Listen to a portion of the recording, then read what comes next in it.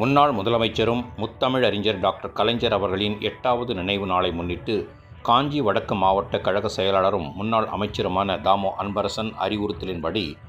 167வது வட்டக்கழக செயலாளர் J. Natarajan, 167வது ward மாமன்ற உறுப்பினர் திருமதி துர்காதேவி நடராஜன் ஏற்பாட்டில்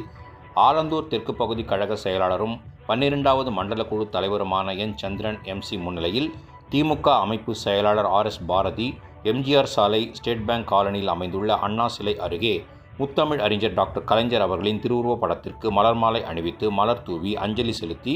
தூய்மைப் பணியாளர்கள் மற்றும் பொதுமக்கள் 500 நபர்களுக்கு காலை சிற்றுண்டி வழங்கினார்.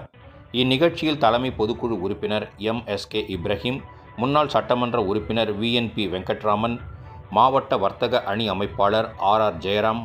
மார்த்தாண்டன்,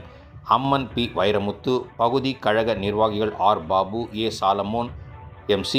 E ரமேஷ், வட்டக்கழக செயலாளர் E Ulaganathan, KR Jegatheeswaran, A Velavan, மாவட்ட கழக பிரதிநிதிகள், மாவட்ட அணிகளின் துணை அமைப்பாளர்கள், பகுதி வட்ட அணிகளின் அமைப்பாளர்கள் மற்றும் துணை அமைப்பாளர்கள், பகுதி பிரதிநிதிகள், இளைஞரணி, மாணவரணி, மகளிரணி நிர்வாகிகள், மூத்த கழக முன்னோடிகள், கழகத் தோழர்கள் அனைவரும் கலந்து கொண்டு சிறப்பித்தனர்.